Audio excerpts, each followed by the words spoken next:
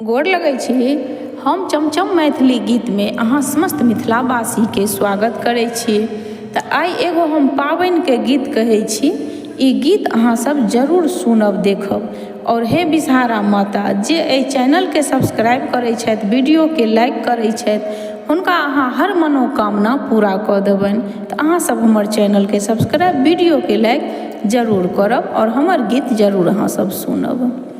पाबनि पर बैसल निठोहर बनल छै, तो कई छै सासुर के बाट। देखहिन केहन छै एकरो कपार। पाबनि पर बैसल निठोहर बनल छै, तो कई छै सासुर के बाट। देखहिन केहन छै एकरो कपार। सासुनी सोखनी शौख नहीं जाने, सासुनी सोखनी शौख नहीं जाने।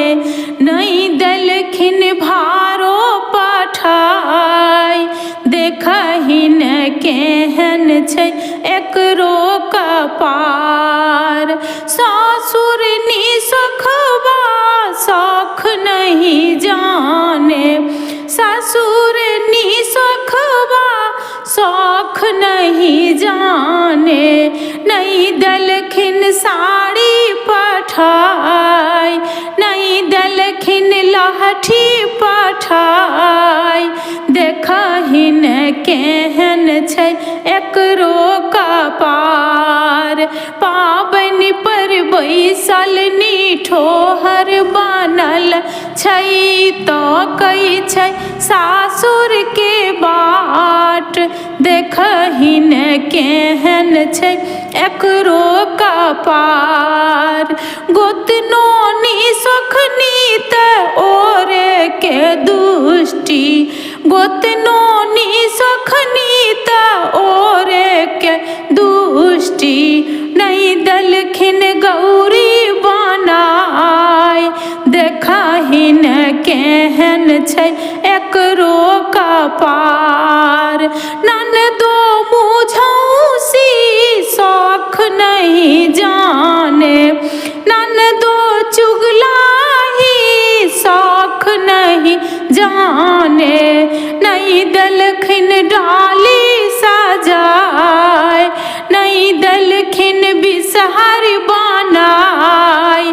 देखहिन केहन छै एकरो कपार। सबसे भला केलखिन छोटका दियरबा, सबसे भला केलखिन छोटका दियरबा। देलखिन में सब किछु पठाई, देखहिन केहन छै एकरो कपार।